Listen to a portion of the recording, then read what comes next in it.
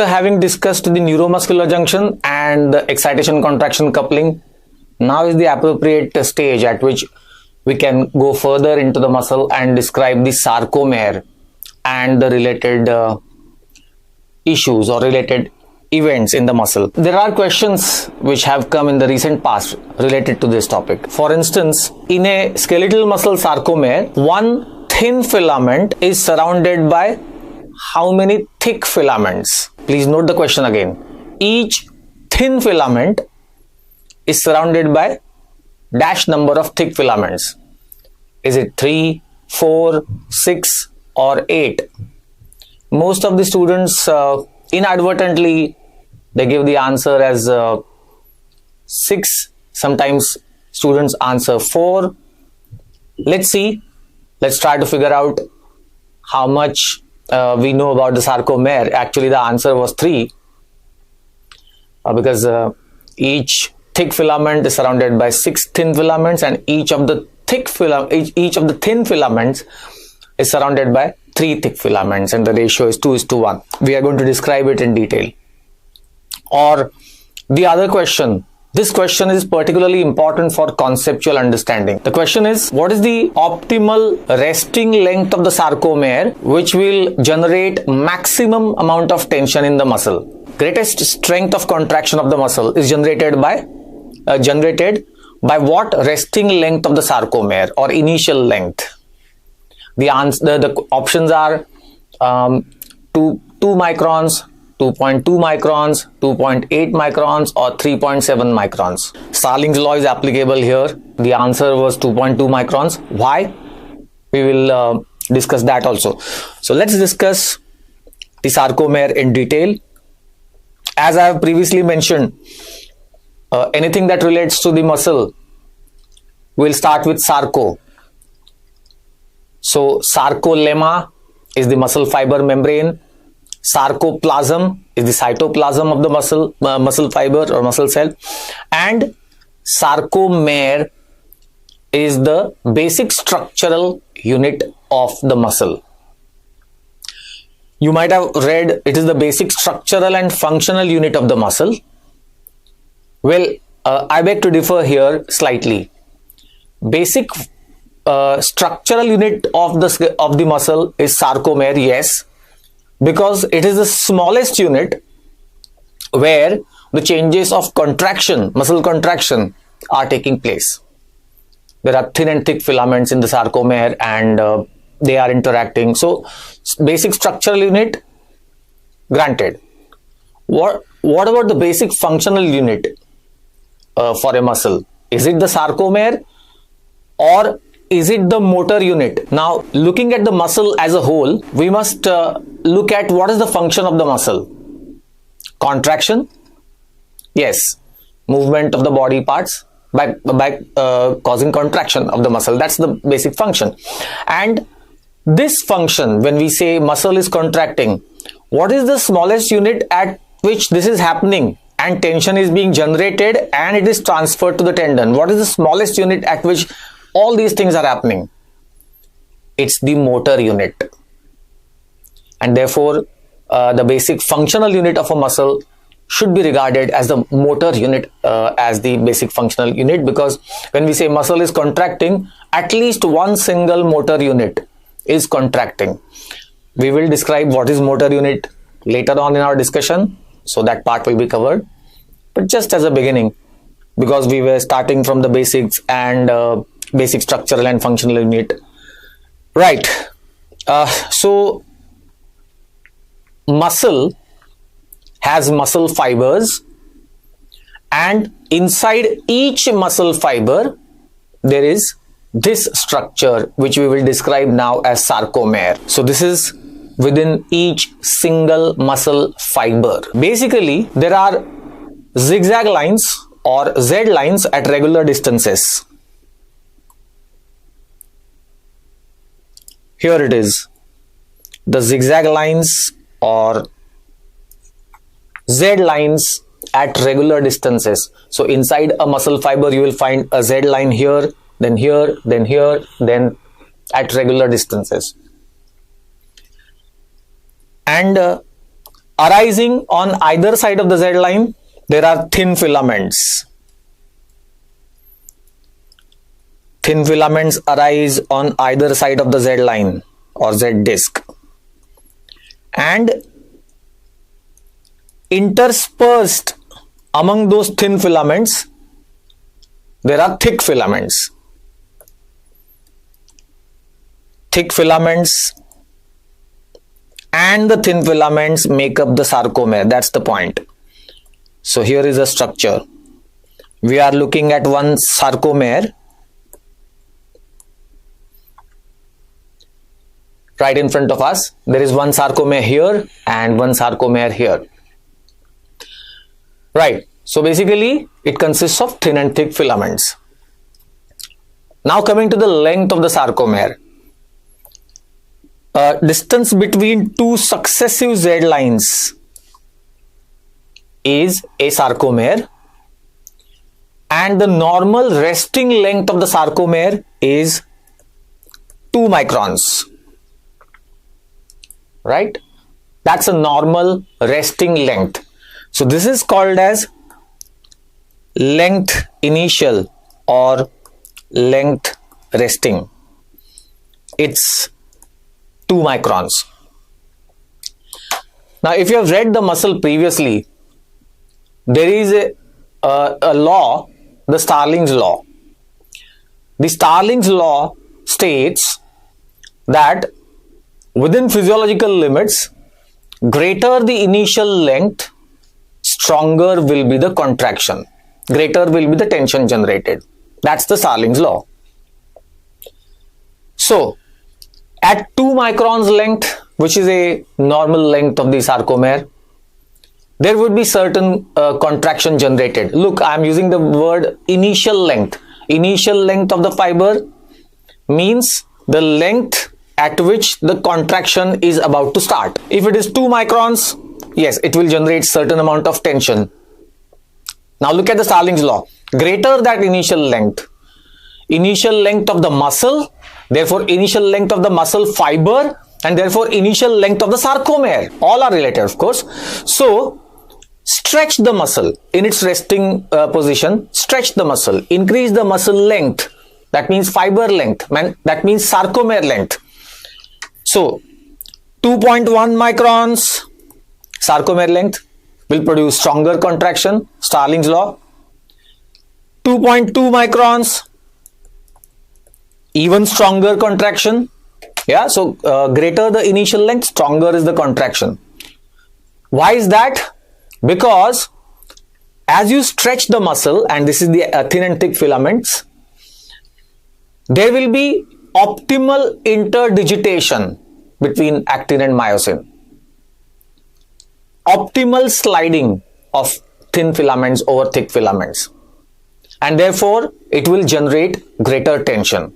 So greater the length, stronger is the contraction, but within physiological limits.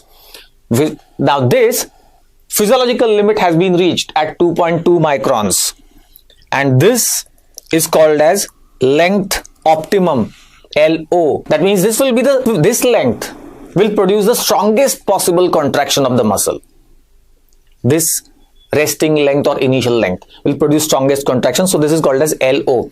I mean, if you stretch the muscle further in its resting position, like 2.3 microns, 2.4 microns sarcomere length, now the contraction will become weak because physiological limit is exceeded, and therefore this 2.2 microns length, I asked you the question at the start, what is the initial length that produces strongest possible muscle contraction? The answer is 2.2 microns. It's called as length optimal. And why is it that beyond this length of the sarcomere, there would be the contraction becomes weak? Because beyond this length, if you stretch the muscle further, then that thin and thick filament interdigitation is lost, and therefore from those lengths, 2.3, 2.4, 2.5 micron length of the sarcomere, producing optimal interdigitation or producing greater tension will be difficult.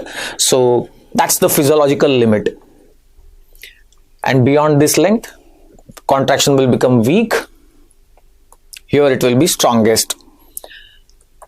And then what is the length maximum? I mean, if you go on stretching the muscle, so you go on stretching the muscle fiber and increase the sarcomere length, what will be the maximum length? It will be round about 3.65 to 3.7 microns. That will be the maximum length.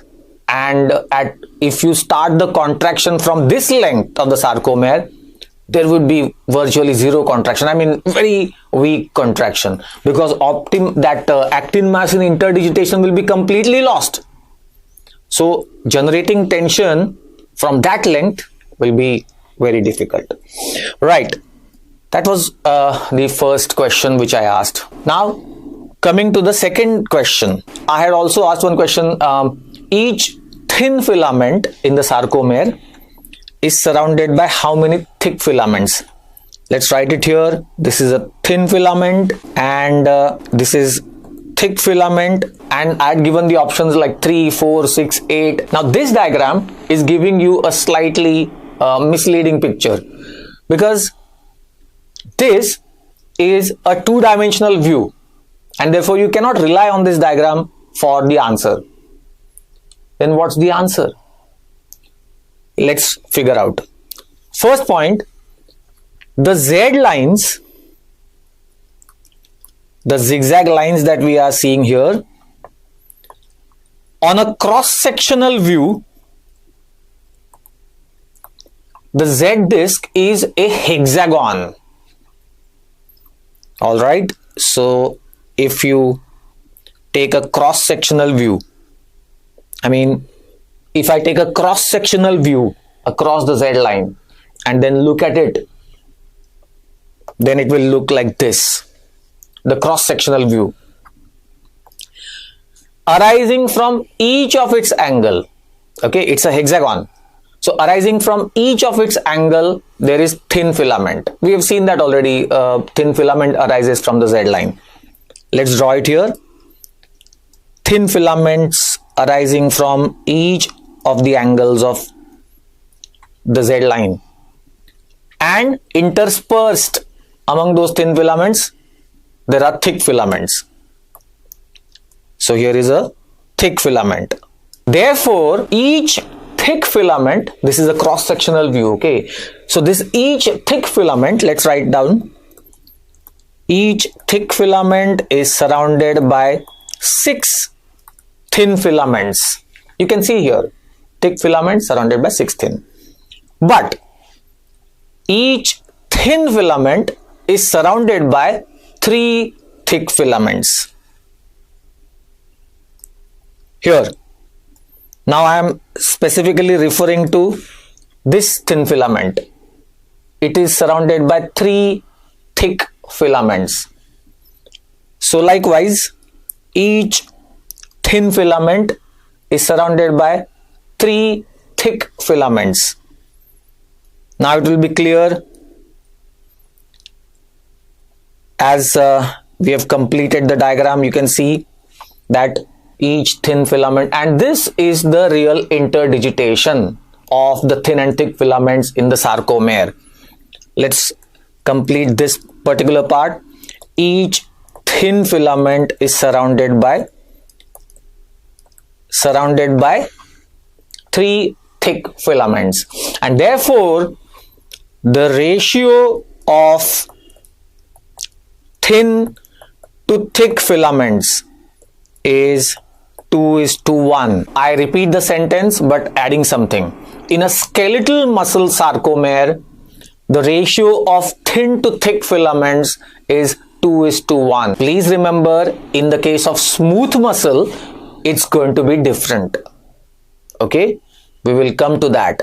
But please remember, skeletal muscle, 2:1 is the ratio of thinnest to thick filaments. Right.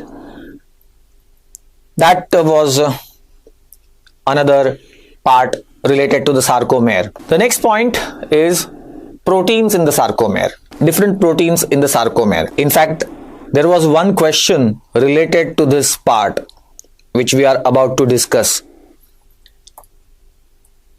that there is a disease which is given and it is being asked that this disease is caused by defect of which sarcomere protein? So, let me ask you two questions related to this part which I am discussing. One is, limb girdle muscular dystrophy is what type of defect? I mean, defect of which sarcomere protein will result in this? And the options are, is it a dystrophinopathy? Is it a titinopathy? Is it a myosinopathy? Or is it a lamininopathy? You want to answer that? Well, the answer is, it's a titinopathy, limb girdle muscular dystrophy. And the other question was, which is the largest known human protein? Largest human protein in the body is located here. Is it titin? It is dystrophin. Or is it myosin or laminin? Again, a related question. Answer is again titin, the largest protein. Look, the largest gene is the dystrophin gene. Please remember this. Dystrophin gene is the largest gene and largest protein is the titin. So now we will see in this particular figure the dystrophin and titin and their roles in contraction. Right, so here is a sarcomere with the thin and thick filaments.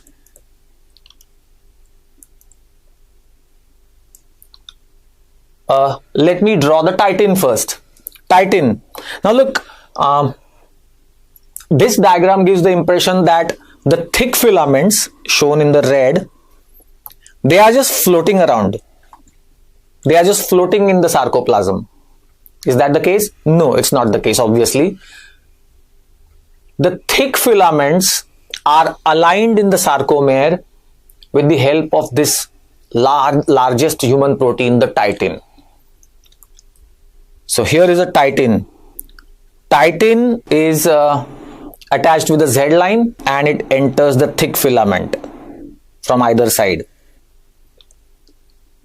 And that's the job of titin. Let me say a few words about titin then. But you can see in the diagram, this is the titin. Let's write it. Titin, the largest known human protein.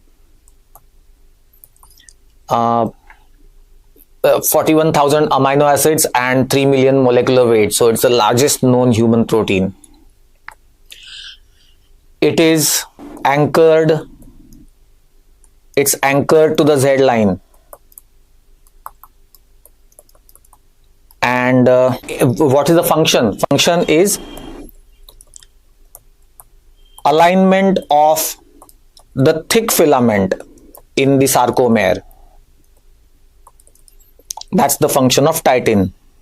And finally, the genetic defect in the gene that codes titin results in this, which I mentioned just now, limb girdle muscular dystrophy. Look, there are two types in it, type 1 and type 2. The one type is associated with this titinopathy. So this is a titinopathy.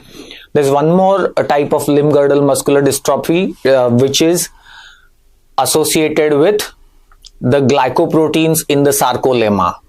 I'll describe it in just next 2-3 minutes. But just remember, that's the role of titin. Just as thick filament is held in the sarcomere by titin, the thin filament is also attached with the Z line. The thin filament is attached with the Z line. So over here, with the help of the proteins such as actinin, alpha actinin and CAPZ protein. These proteins are involved in the anchoring of thin filament to the Z line. Now coming to the other large protein, and that's dystrophin. Look, dystrophin starts from the thin filament. Here is the dystrophin. It starts from the thin filament and it reaches the sarcolemma. The muscle fiber membrane is the sarcolemma. Once dystrophin reaches there, it associates with a glycoprotein complex in the sarcolemma. So here we go. Dystrophin is directly attached with the beta subunit of dystroglycan. I am writing it in the short here. Dystroglycan.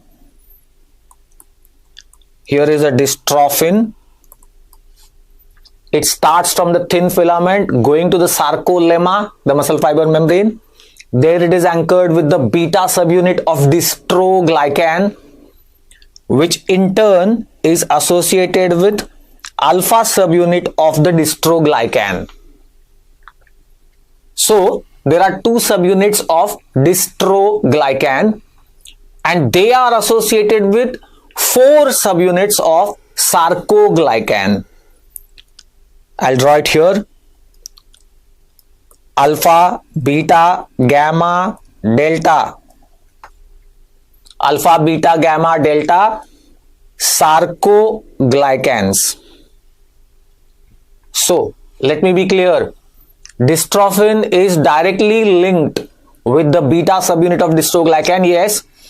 But if the question is, one dystrophin is associated with how many subunits of the glycoproteins in the sarcolemma, then the answer would be 6, because they are all associated with each other. So dystrophin is associated with these 6 subunits of the glycoproteins. 2 subunits of dystroglycans, 4 subunits of sarcoglycans. Now next, alpha dystroglycan goes out. Now beyond the sarcolemma, outside the sarcolemma, there is an ECM protein, extracellular matrix protein, by the name laminin. Laminin is an ECM protein, extracellular matrix protein, and this now is a complete picture. Look, it's something like this. Thin and thick filaments will interact in the sarcomere. That will generate the tension, but that's not enough. This is inside the muscle fiber. The tension generated by the thin and thick filaments has to be transferred outside the muscle fiber membrane and from there to the tendon. It is the tendon which is going to move the joint. That function is performed by dystrophin. This tension generated by thin and thick filaments is transferred to the sarcolemma and from there to the extracellular matrix, and from there eventually it will go to the tendon because of the presence of dystrophin. So remember these few things about the dystrophin, that it is attached with the thin filament, it transfers the tension generated by the actin mass interaction to the sarcolemma, where it is associated with 6 glycoproteins, and from there it is transferred to the laminin and then to the tendon. And therefore the defect of dystrophin results in what is known as DMD, Duchenne's muscular dystrophy. You may have read it already or you may read it in the pediatrics. Duchenne's muscular dystrophy, where you will read the tripod sign and other features, but basically it's a weakness of the muscle because the tension cannot be transferred to the tendon and therefore muscle contraction is ineffective. Right. So we have discussed 2 more important proteins in the sarcomere, the titin and the dystrophin. Before we move on, actually, I just want to clear one little wrong concept by the students, and you will not believe me, very often students ask me this question. even in the final year. They ask me this, sir, the contraction is the shortening, right? So there is going to be shortening of the sarcomere, shortening of the entire muscle, shortening of the muscle fiber, and shortening of the sarcomere. So they ask, if this sarcomere is shortening, what happens to the sarcomere over here and the sarcomere over there? Do they elongate? That is a question which is asked by at least a few students every year, and therefore quite easy to answer. Look, entire muscle is shortening.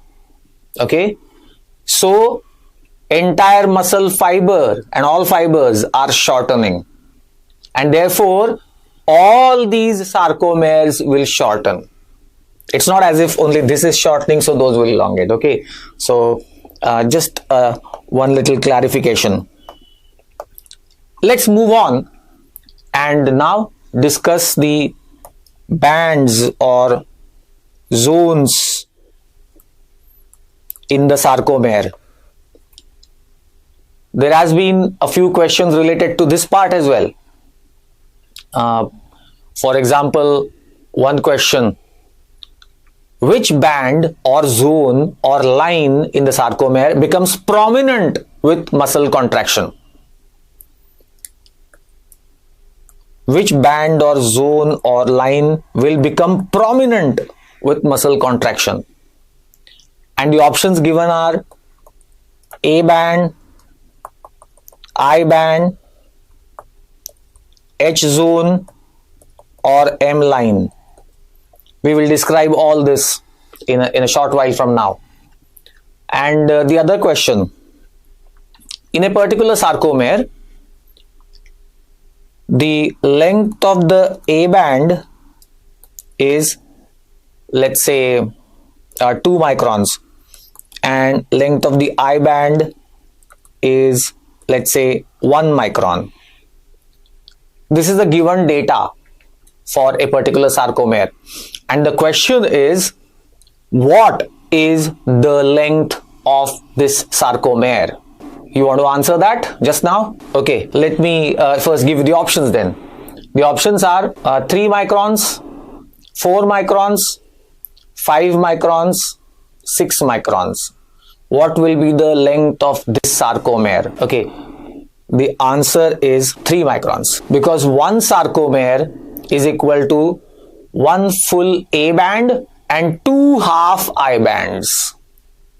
1 full A band and 2 half I bands. So now you can calculate. Obviously, the answer would be 3 microns. How? Check this out. Let's draw the sarcomere again for one more time.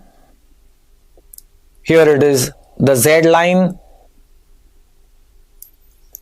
and arising on either side of the Z line there are thin filaments, and then there are thick filaments. That is your typical sarcomere. Yes, that's the structure. Now we are talking about the various bands or zones in the sarcomere, for which reason it gives a striated appearance to the muscle. Okay, first point: on either side of the Z line, certain distance, you can see here, there are only thin filaments. On either side of the Z line, certain distance, there are only thin filaments. So this is called as I band, as in isotropic to polarized light. If you pass polarized light through this area, there are only thin filaments which will have the similar refractile property, and therefore isotropic to polarized light. That's I band. So here again, on this side as well, the I band, right? And in the remaining portion, is called as A band. Remaining portion of the sarcomere is called as A band. That is anisotropic to polarized light. That's A band. Why anisotropic? No isotropic? Because it consists of thin as well as thick filaments, which will have different refractile properties. If you pass the polarized light through this area, there are thin as well as thick filaments which have different properties for refractile of the refraction of the light, and therefore anisotropic. That is the basic structure and the bands. And therefore that question, one sarcomere is equal to one full A band and two half I bands. You can watch it here. One full A band and two half I bands, one half on this side and one half on this side. This half and this half, because sarcomere is the distance between two successive Z lines, right? And therefore the answer to that question which I asked just now, one full A band and two half I bands, so 2 microns and half micron, that's half I bands, that's 1 micron, and 2 plus 1 is 3 microns. So in this case which I asked the question, the sarcomere length will be 3 microns. Alright, it's only for this MCQ purpose, okay, because I have already discussed the sarcomere lengths 2 microns, 2.2 and all that. That's the real thing, and this was just for the solving of the MCQ. Okay, now coming to the next part. At the center of the A band there is another zone which is called as H zone. H zone at the center of the A band, this zone. This zone consists of only the thick filaments. As you can see, the ends of the thin filaments have ended, so only thick filaments are present in the H zone. Here is the H zone. These are all named after German words, you know, Z line. Z stands for Zwischenscheb. I hope I am pronouncing it correctly. Similarly, the German words here, H, English H stood for hell as well, but that's not relevant. Well, the H band or H zone rather, this is called as H zone, and at the very center of the H zone there is M line. M. There's an area of darkness called as M line. If you pass the polarized light through very narrow region at the center, there will be an area of darkness if the light is passed like this, and this is called as M line. Line in this sense. So that there is a protein called as myomacin. Myomacin is the protein involved in this M line formation. So that's the M line. One more part.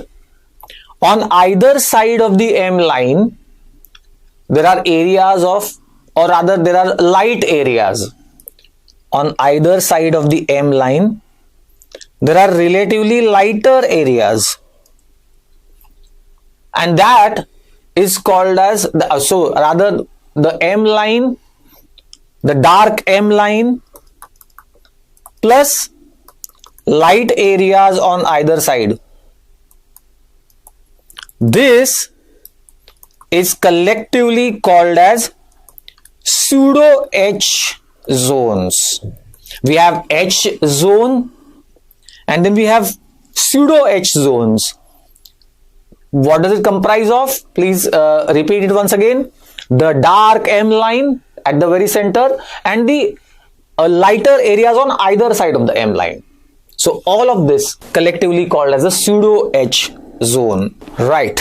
Now let us see the changes with contraction. What happens with contraction? What changes happen in the sarcomere? As we have described already, that there is shortening. Contraction means shortening of the muscle, and that means all sarcomeres will shorten towards the center of the muscle fiber. So all the Z lines will be pulled inward, and therefore I am drawing it diagrammatically, that if they are pulled inward like this, I am showing it in the same diagram for the sake of referencing. So now you can see what is going to happen. Sarcomere length has shortened. Okay. So the first change is I band shortens. I band shortens. I band because all Z lines are moving inward, and therefore, you know, the ends of the thick filaments will be closer to the Z lines, and I band will shorten. Second, H zone, what happens to the H zone? Disappears. H zone disappears. You can see here that area at the center has disappeared because the thin filaments have now just begun to overlap at the center of the sarcomere. A band remains unchanged. A band length remains the same. It will not change. Why is that? It's because A band is the length of the thick filament, right? And when the muscle shortens and sarcomere shortens, it is the sliding of the thin filament over the thick filament. I mean, the movement is that of the thin filaments. Thick filament is not moving. It's not contracting or shortening. It's the thin filament which is sliding. It is the Z lines which are getting pulled inward. So, thick filament, its length remains unchanged, and therefore A band, which is the length of the thick filament, that also remains unchanged in its length, of course. So that's one. And the last point in this, which was asked as an MCQ, what becomes prominent with muscle contraction? Can you answer that now? M line becomes prominent with muscle contraction. M line. And why is that? Because M line was the area of darkness. M line was the line of darkness at the very center. Okay. Now, these overlapping thin filaments at the center, when the muscle contraction has happened, overlap like this, creates a broad M line. It will become prominent, broad. You can see here in the diagram that now this entire thing will be the M line, and it will become prominent, broad, wide. So these are the changes with contraction that happen in the sarcomere. Let me just add. You remember that we have said 2 microns is the normal resting length of the sarcomere.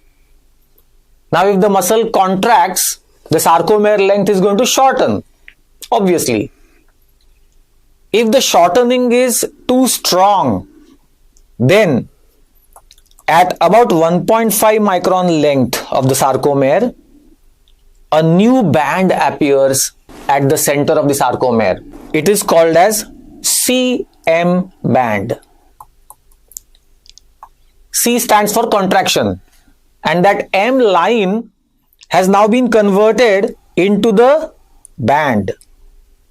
So it will be called as CM band.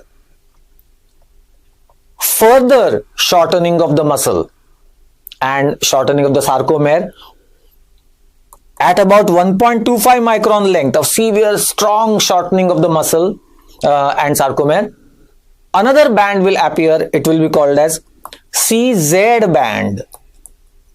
Another area of darkness will appear near the Z line, because imagine this. Now I am drawing it in the same diagram as a reference point, that there will be so much shortening and the Z lines, all of them will have come very close to the ends of the thick filaments. Can you imagine that?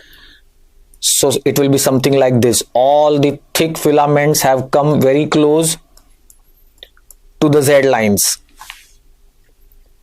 I have drawn extra thick filament, but actually I want to say it's the Z line which has moved, all Z lines which have moved, and I'm just showing it diagrammatically that there will be a crowding of the thick filaments near the Z line, creating another area of darkness around the Z line, which will be now called as CZ band. So two new bands have appeared with the contraction. Okay, C is contraction and Z line now converted into a band. So that was another story related to the sarcomere, its bands and zones and what happens to them with a muscle contraction. I just want to add one more line here. I have mentioned this in the excitation contraction coupling. I described the sarcotubular system in the muscle. T-tubules in the skeletal muscle, I mentioned it, that there are 2 T-tubules per sarcomere in the case of skeletal muscle, and they are located in front of the junctions of I bands with A bands, right? So here, junction of I band with A band, in front of this there will be T-tubule, in front of this junction there will be another T-tubule, and so on. So therefore there will be 2 T-tubules per sarcomere in the case of skeletal muscle. And then in the cardiac muscle, there is 1 T-tubule per sarcomere. Where is it located? Come on, I have mentioned it already. It's located along the Z lines. So in front of the Z lines, there are T-tubules each, and therefore 1 T-tubule per sarcomere. Just because we have drawn the zones, I thought I will just recap it once again. Right, let's move on and now describe the molecular basis of muscle contraction. Means we will describe the molecules present in the thin and thick filaments and their interaction and what happens further. So this topic is molecular basis of muscle contraction. What can be a question on this part? A simple question, recall question type. For example, what is the ratio of actin to troponin to tropomyosin in a thin filament? Actin, troponin, tropomyosin are the 3 molecules in the thin filament. What is their ratio in a thin filament? And the options are 1:1:1, 1:3:1, 7:1:1, or 1:1:7. The answer was 7:1:1. Actin, troponin, tropomyosin. Why is that? Let's figure out. Okay, so first, the thick filament.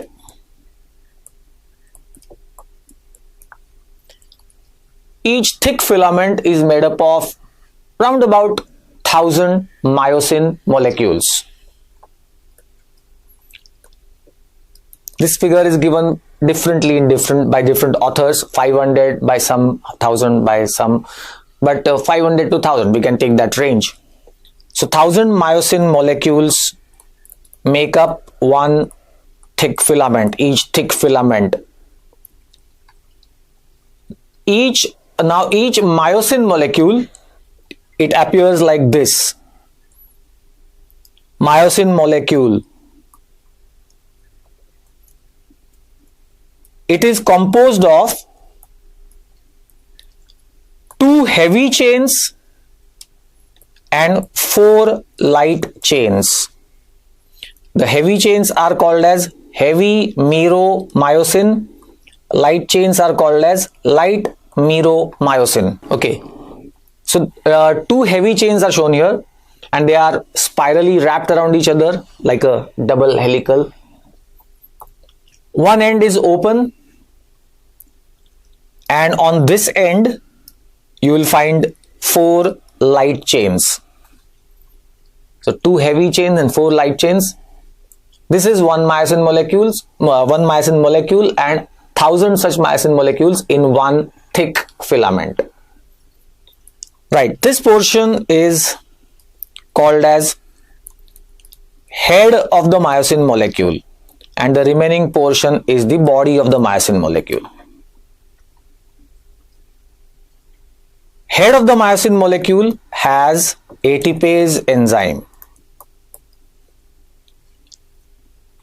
Let me just say it here, and then we will again recap after 5 minutes. Myosin heads and some part of the body is coming out of the thick filaments. If this is a thick filament, then myosin heads are coming out of that thick filament, and remaining portion of the body is woven inside the thick filament, and those tail portions get attached to the M line. That is how these molecules are placed, or they are located inside the thick filament. Myosin heads and some part of the body coming out, and the remaining part of the body is inside the thick filament, and the tails are attached to the M line. So that's a myosin molecule. And the head of the myosin molecule has ATPase. Why am I mentioning it twice? Because this is the basis for rigor mortis. The muscle stiffness after death is rigor mortis. So when the muscle contraction happens, it's something like this. There is a thin filament which has the so-called active sites. We have shown these thin filaments with the active sites. So myosin head of the myosin molecule gets attached with the active site. This is the active site over the thin filament. So attaches, and then it detaches and moves to the next active site. That is how the contraction is going to happen. But myosin head detachment and therefore the relaxation of the muscle also needs ATP. Detachment of the myosin from the actin or from the thin filament. It needs ATP. And therefore myosin head itself contains the ATPase, so that the ATP can be broken and utilized for removal of myosin head from the thin filament. And therefore after death, the ATP has been exhausted, and therefore myosin heads cannot detach from the thin filaments. They remain attached, and the muscle remains contracted or stiff, and that's called as rigor mortis. So since it was relevant here, I thought I will mention it here. That's myosin molecule. Now, that's the thick filament and its structure. Coming to the thin filament. Each thin filament is composed of 3 types of molecules: actin, troponin, tropomyosin, in a ratio of 7:1:1. Each thin filament is made up of 3 molecules, 3 types of molecules, and they are in a ratio of 7:1:1. Right. The so-called active sites are present over the thin filaments, which I told you just now. These thin filaments have active sites, but they are present on which molecule?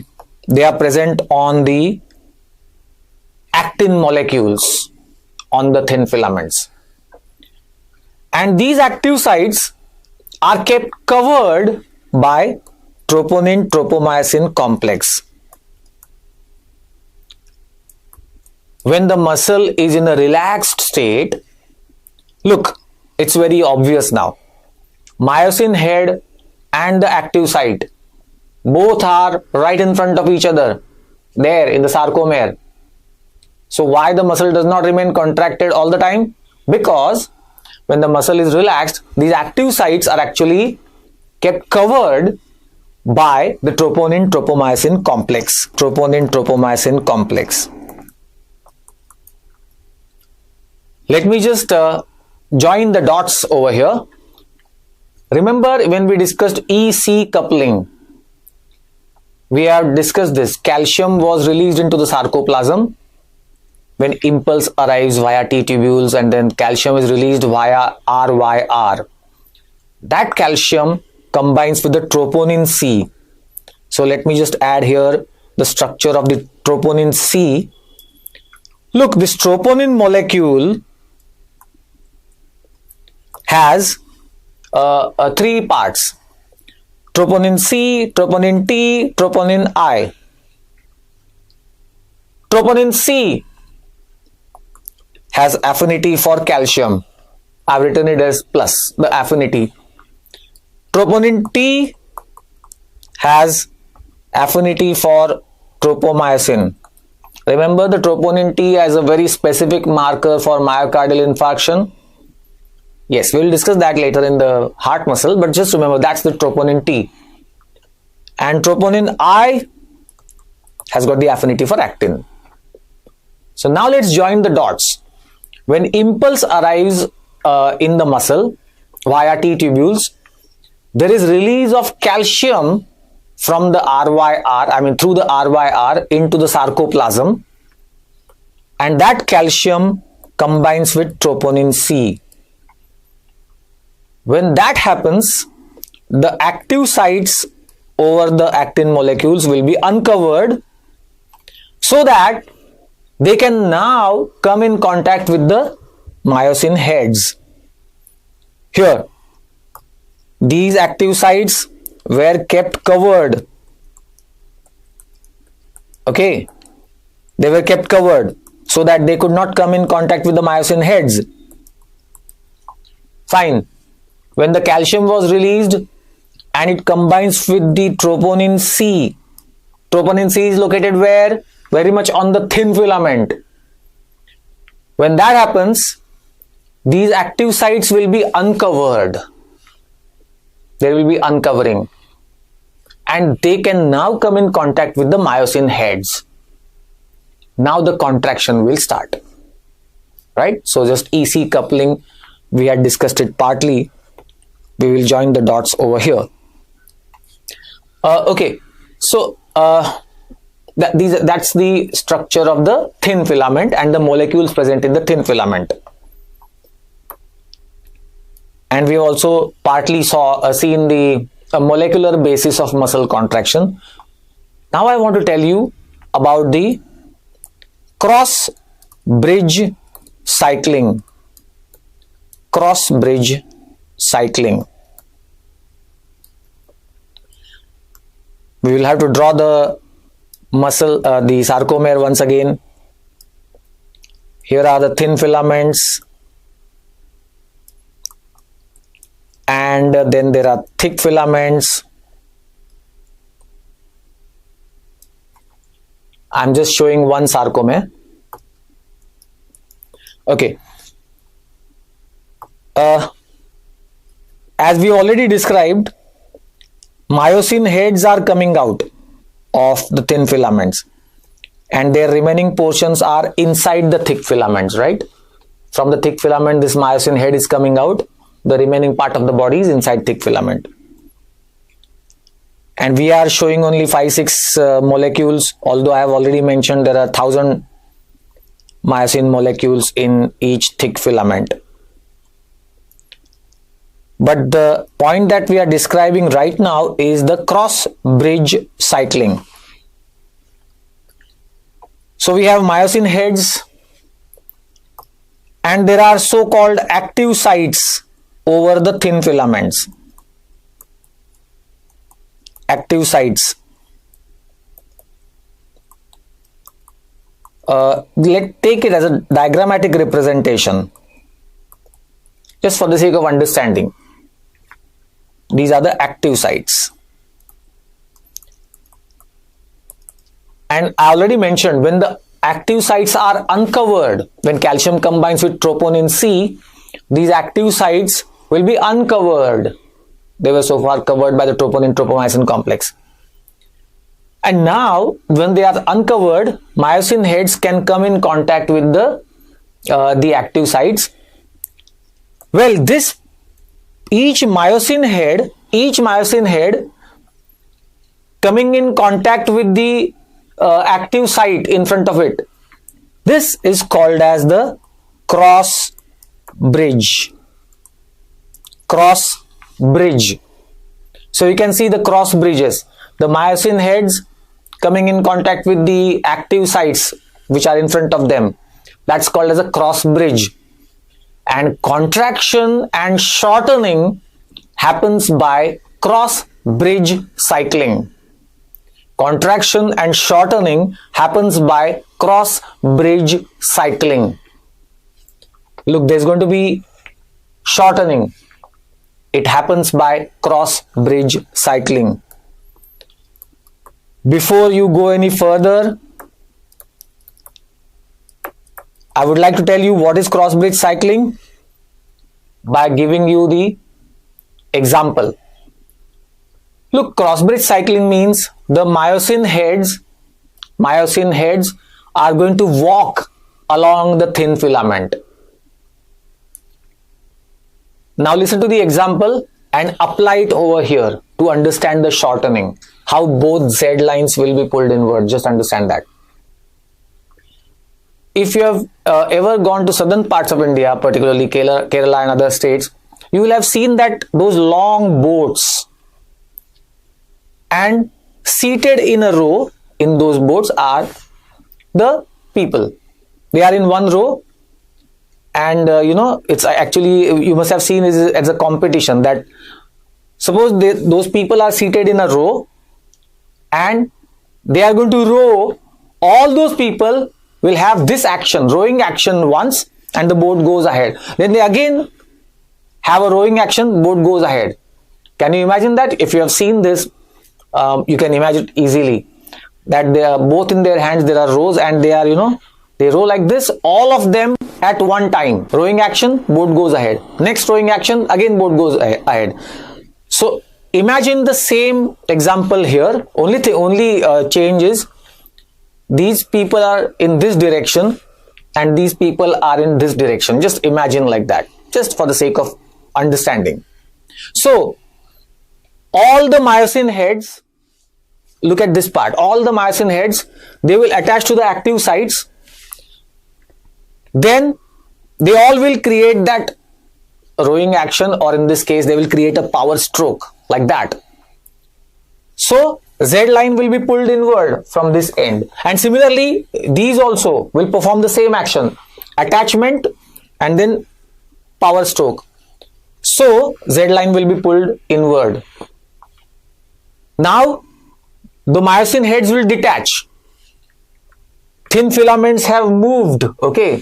So new active sites have come in front of them. So they will attach to the next new active site, and again they will create the power stroke. In this manner, attachment, creating the power stroke, and then detaching, and then getting attached to the next active site, all of them at once. This is called as cross bridge cycling, isn't it? It's a cycle. I mean, attachment, then creating this action, then detaching, and then getting attached to the next active site. So in this manner, the cross bridge cycling happens, and that is how, by the cycling, eventually the Z lines will be pulled inward, thin filaments will move inward, and muscle will shorten. So cross bridge cycling, and there are various numbers given in various books, like 5 such cycles per second to 30 such cycles per second is the rate of cross bridge cycling, how rapidly it happens. But for now, please understand, this is called as cross bridge cycling. Next part related to this is that the muscle contraction means two things happening in the muscle. I'm telling you a very vital part, so please listen to this. Muscle contraction involves two things. When you say muscle is contracting, two things are happening in the muscle. One, tension is being generated in the muscle, and 2, muscle shortening happens. Tension is generated in the muscle and muscle shortening happens. Tension generated in the muscle depends on the number of active cross bridges at any given moment. Greater the number of active cross bridges at any given moment, stronger will be the tension generated in the muscle. But first, please repeat once again in your mind. Muscle contraction means 2 things. 2 things happen in the muscle when muscle contracts. Tension gets developed in the muscle and the shortening of the muscle happens. So, shortening of the muscle. Velocity of shortening, I mean how rapidly it will happen, depends on the speed of cross bridge cycling. As I mentioned to you, 5 to 6 cycles per second or 30 cycles per second.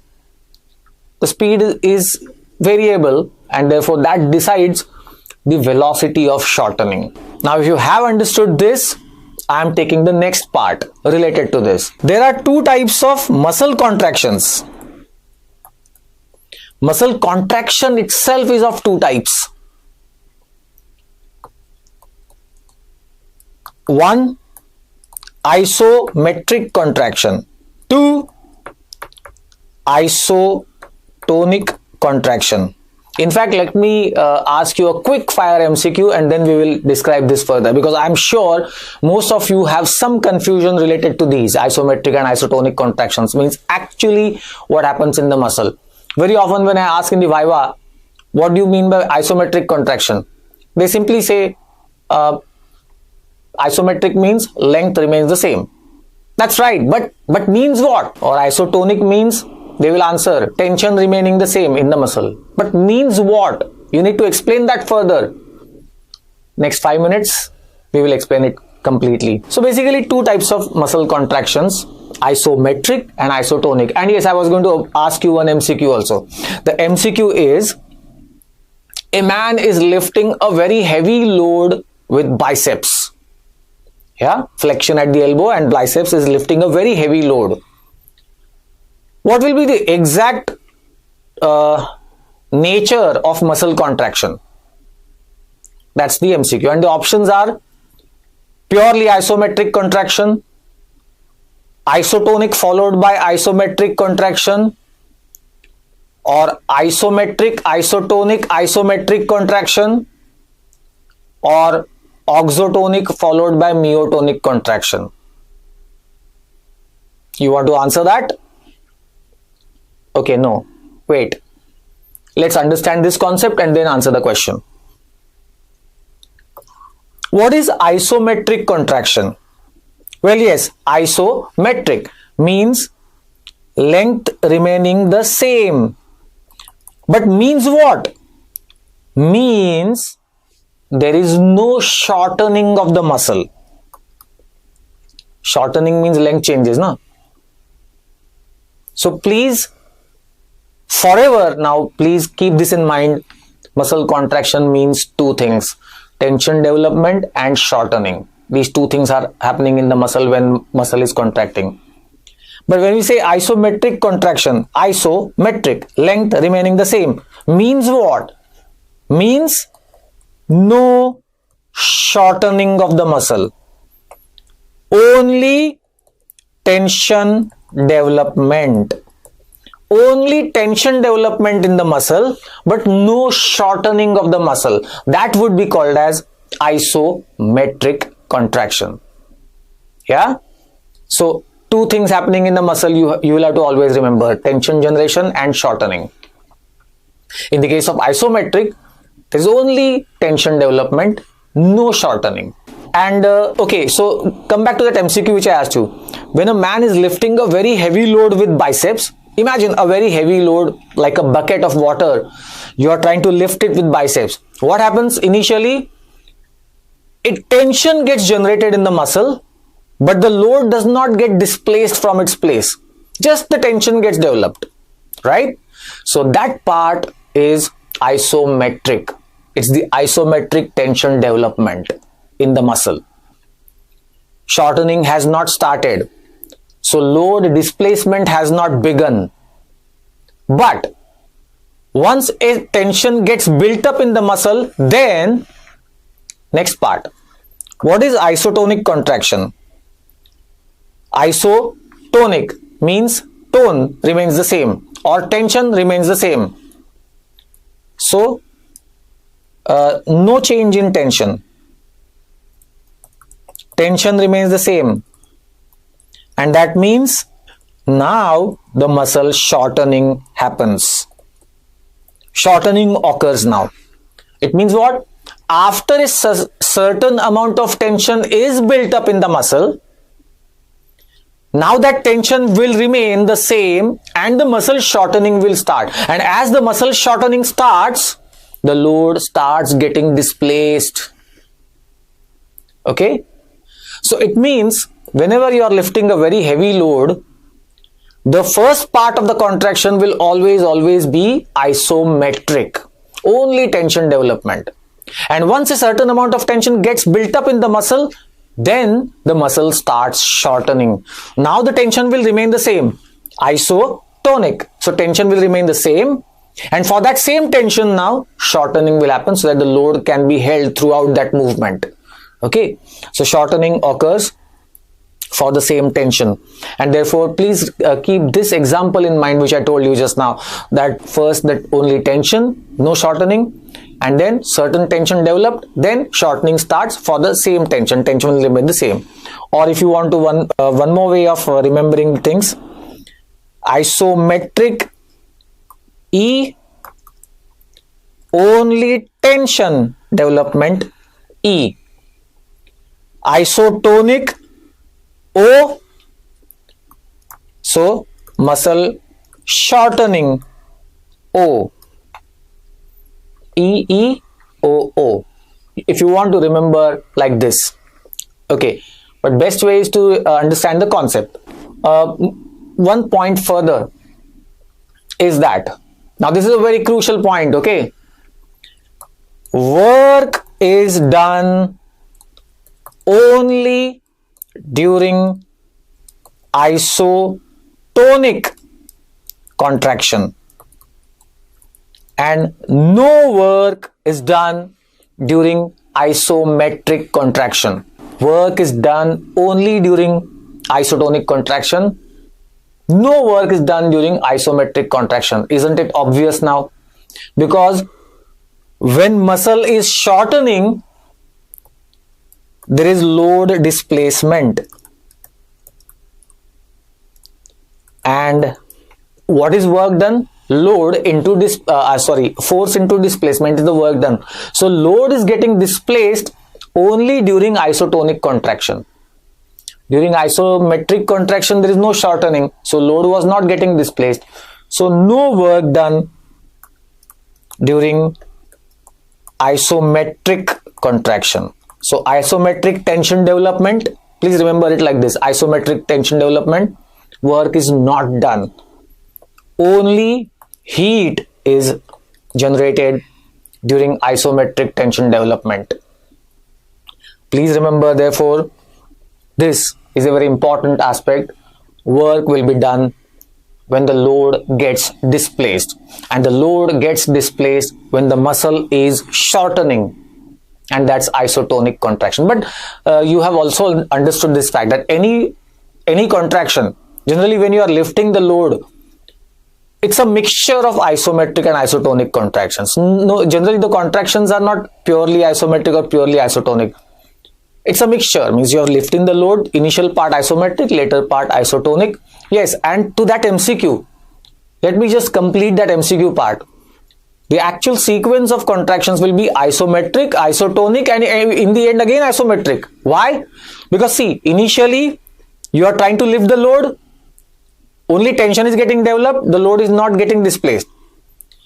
So isometric part. Then the displacement of the load starts, that is isotonic part. And in the end, now there is no further shortening of the muscle. Again the tension gets built up newly in the muscle in order to hold the load in that place. Okay, this is a different scenario for the muscle.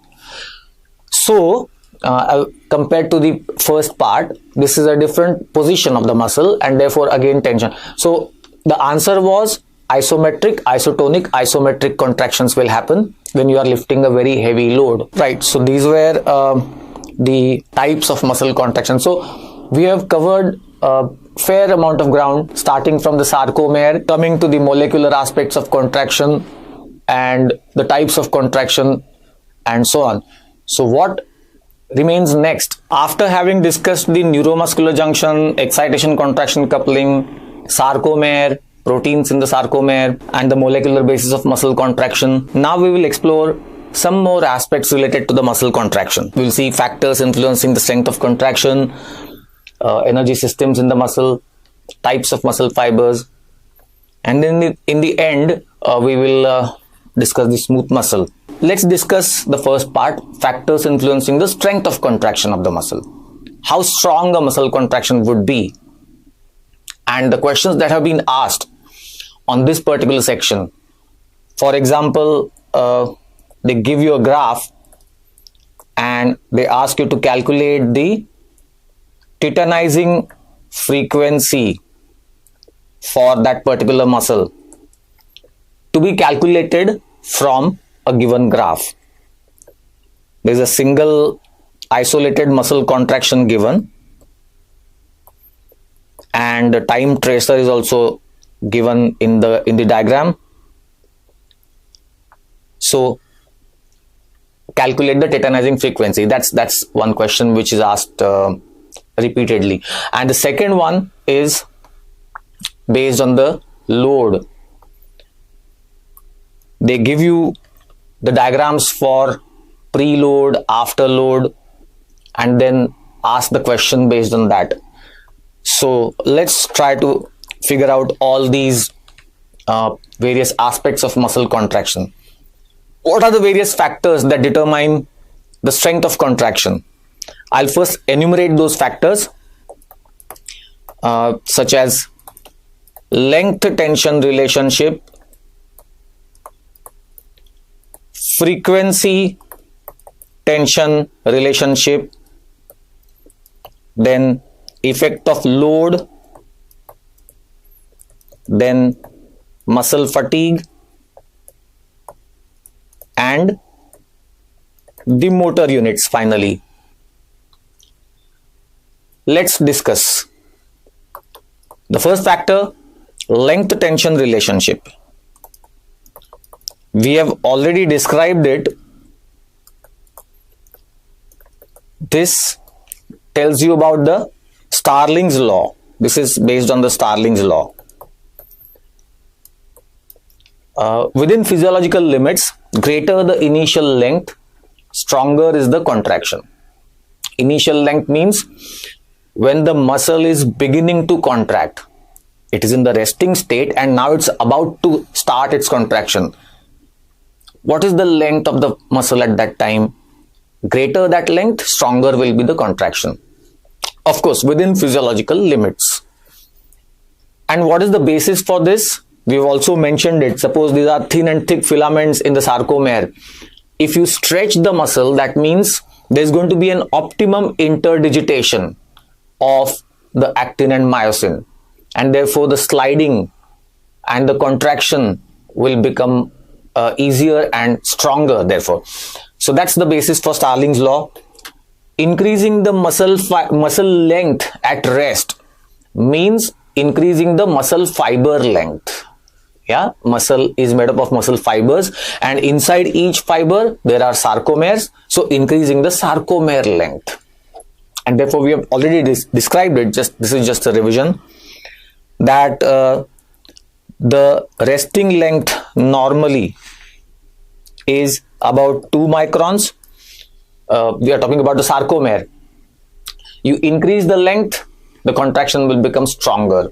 So 2.1 microns, stronger contraction. 2.2 microns, even stronger contraction. 2.2 microns is said to be the length optimum, and this will produce the maximum or let's say strongest possible muscle contraction. If you stretch the muscle further and make it contract, means 2.3 microns length, 2.4 microns initial length, the contraction will become weaker after that, because the actin-myosin interdigitation will be lost, and therefore contractions will become weak, and then maximum sarcomere length is about 3.65 to 3.7 microns. If you start the contraction from this length, it will be a very weak contraction, almost virtually zero contraction, not much strength. So that's the first factor, length tension relationship it's called. Next factor is frequency tension relationship.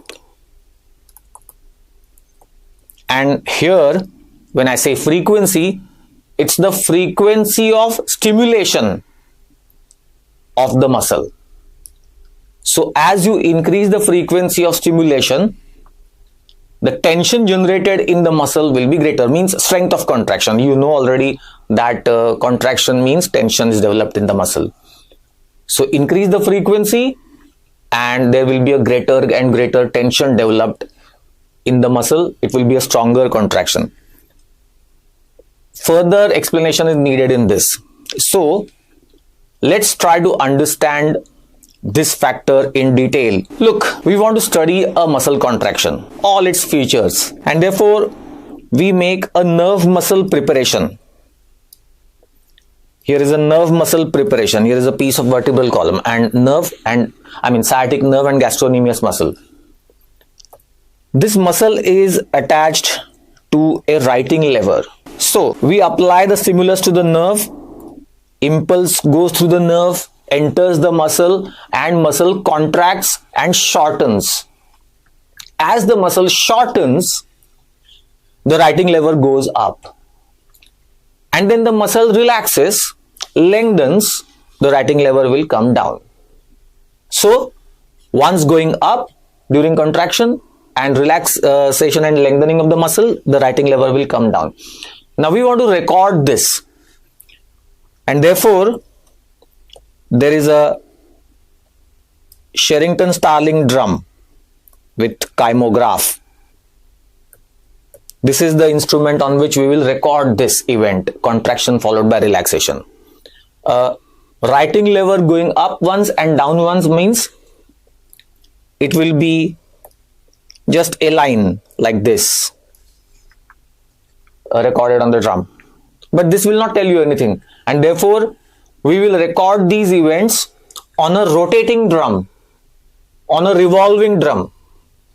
So same contraction followed by relaxation, once shortening and then lengthening, that will get recorded on a rotating drum in the form of a curve. The lever going up and then going down. On a rotating drum, it will get recorded in the form of a curve. We stop the drum and then we see that record. We will get something like this. Applied the stimulus over here, then the drum moves forward and contraction starts, and then the relaxation, the writing lever comes down. This is a simple isolated muscle contraction, one single muscle contraction. This is the height of contraction. The height of the curve indicates height of the contraction, or rather strength of the contraction. If the muscle contracts stronger, the writing lever will go up that much higher, and therefore greater height of the curve indicates strength of contraction of the muscle. This is the single contraction. We were actually talking about frequency tension relationship, meaning that the frequency of stimulation to the muscle, how will it influence the strength of contraction? Let's understand. We will now apply two successive stimuli, one after the other. What do you expect? You expect two contractions and relaxations, right? Okay, so the graph that is obtained is something like this. One contraction and relaxation, and then another contraction and relaxation. What do you observe in this graph? There are two contractions, right? But what is the most striking feature in this graph? Look at the second curve. It has got a bigger height. We had kept all the things constant and just we applied two stimuli instead of once. So we got two contractions. Yeah, that's fine. But then second contraction automatically became stronger just because you applied two stimuli, successive stimuli, one after the other, quick stimuli. Yes, that is what happens. And that happens because of the following reasons. One is decreased viscosity in the muscle, and two, increased temperature in the muscle. Look, this is called as beneficial effect. The first contraction became beneficial for the second one, and therefore second contraction automatically became stronger. This is called as beneficial effect. And this beneficial effect is mainly because of these two factors. First contraction made certain changes in the muscle which were beneficial for the second contraction. What are those changes? Mainly these two. Decreased viscosity. Look, first contraction and actin myosin interaction, it will reduce the viscosity of the sarcoplasm. After all, thin and thick filaments interacting, thin filament sliding in the sarcoplasm. So decreased viscosity caused by the first contraction. That means for the second contraction, the sliding will be better. Thin filament sliding will be better. So second contraction will automatically become stronger. This is caused by the first contraction, okay? Decreased viscosity in the muscle and increased temperature. First contraction caused a slightly increased temperature in the muscle. So reactions will become faster by increased temperature, and therefore the second contraction will be benefited, it will become stronger. If we give 5 successive stimuli to a muscle or 10 successive stimuli to the muscle, we will get 5 or 10 contractions, 5 or 10 curves will be obtained. How will the graph appear? Let's say 5 successive stimuli. Yes, 5 curves obtained. Now, it is obvious that each succeeding contraction is stronger than the preceding one. This is called as staircase effect. The German word for it is Treppe, named by the Bowditch. Its Bowditch is Treppe. So now it's obvious that this staircase phenomenon or Treppe is because of the high frequency stimulation and the beneficial effect. So stronger and stronger and stronger contractions are being produced. It has got a real life application also. Warm-up exercises, they cause loosening of the muscles, but apart from that, if they are performed just before the actual event, then the actual event might produce stronger contractions. So what is the basis for this Treppe or staircase? Increased sarcoplasmic calcium. That's the basis for this staircase. If you remember, we have discussed excitation contraction coupling. It occurs in the sarcotubular system of the muscle, and it was something like this. Nerve sends impulse, it goes into the muscle, there is release of calcium into the sarcoplasm, and this calcium initiates the contraction. We have done that before. And for the relaxation to occur, this calcium has to be sent back. It has to go back into those cisterns. Now, if you stimulate the muscle 5 times in quick succession, what will happen? Calcium is getting released with each impulse. So more and more calcium coming into the sarcoplasm. And then for relaxation it is pumping out, means it is pumped back to the system, but the rate of calcium coming into the sarcoplasm is much greater, and therefore what happens is calcium will go on accumulating in the sarcoplasm if you stimulate the muscle at high frequency, 5 times, 10 times per second, quick succession. So the point that I am making is the strength of contraction of a muscle is proportional to the sarcoplasmic calcium level. Greater the amount of calcium in the sarcoplasm, stronger will be the contraction. Okay. That is the basis for therapy. Of course, the basis is also the beneficial effect that we just discussed, that there is decreased viscosity with each contraction and therefore the next contraction will be better, stronger. Next, what if we stimulate the muscle with still higher frequency, like 25 times or 30 times in a second? What will happen? Then the graph will be something like this. We will get a contraction and the muscle remains contracted. There is no relaxation. Look, previous graphs were showing contraction followed by relaxation. Now there is no relaxation. The muscle has gone into a sustained state of contraction. It fails to relax. This is called as tetanus. So let's understand, tetanus is sustained state of contraction and failure to relax. Muscle fails to relax, which occurs from a high frequency stimulation. High frequency stimulation of the muscle. So whenever now the word tetanus is used, the first thing that should come to your mind is high frequency stimulation. All right. What is the reason for this sustained state of contraction and failure to relax? Look, when you stimulate the muscle in quick succession, one after the other, this is a sarcotubular system, impulses are coming in and calcium is getting released and then muscle contraction happens. But then for the relaxation to occur, this calcium has to be sent out of the sarcoplasm back into the tubule. But imagine your stimulation frequency is so high, the impulses are coming so rapidly that calcium just keeps coming in and there is no time for the calcium to be removed from the sarcoplasm. No time for the calcium to be pumped out by the SERCA, S-E-R-C-A. And therefore, calcium just accumulates. There is no time because there is such a rapid stimulation of the muscle, one after the other, high frequency stimulation.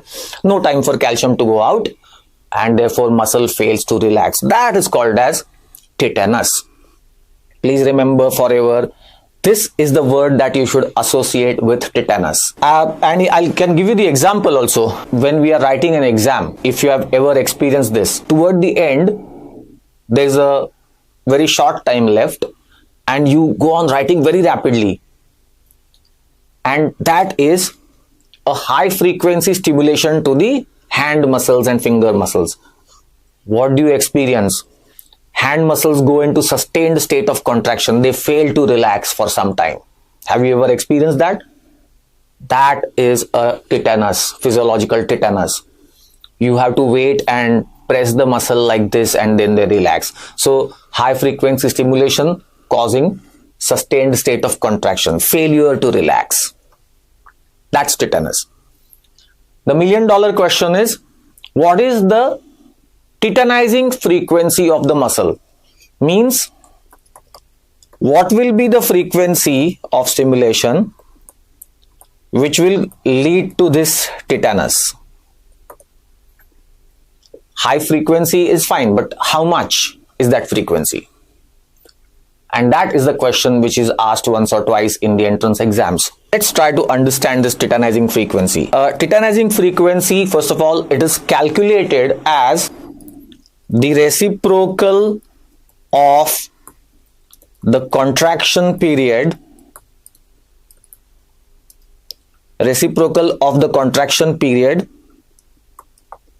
which is expressed in seconds. Express the contraction period in seconds. And the reciprocal of that will be the tetanizing frequency for the skeletal muscle. Then the next question that arises is, how do you calculate the contraction period? How do you figure out the contraction period? Let's come back to our graph once again. Remember, we did this graph just now. Stimulus applied to the muscle, then the drum moves forward and the contraction begins, and then the relaxation. This is a single isolated muscle contraction.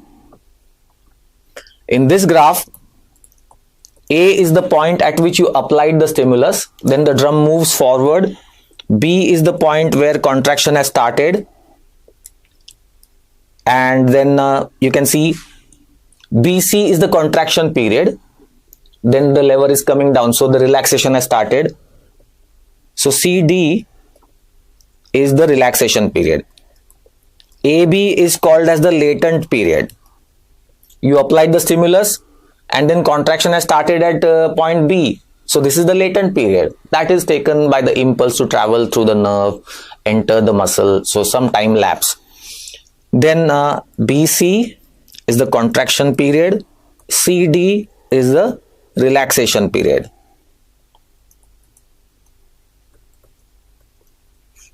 Right. Our question was, how do we know the contraction period? Okay. For that, we use a time tracer. Imagine a tuning fork of 100 CPS and there is some pointer is attached to it. Okay. If you set this tuning fork into vibrations and then apply that pointer to the rotating drum. Remember, we discussed about the rotating drum. So this tuning fork vibrates 100 times in a second. If you apply this tuning fork with the pointer to that rotating drum, you will get 100 cycles like this on the drum. Yeah, those vibrations of the tuning fork will get recorded in the form of these waves. This is called as time tracer or time tracing. We know the frequency of tuning fork, it's 100 cycles per second. That means 100 such cycles occur in 1 second. That means one cycle, this one cycle has got a duration of how much? How much will be the duration of one cycle? 100 cycles in 1 second. That means one cycle has got a duration of 1 upon 100, isn't it? 0.01 second or 10 milliseconds or 0.01 second. Okay, 10 milliseconds may be given to you or 0.01 second. Right? That's the duration of one cycle.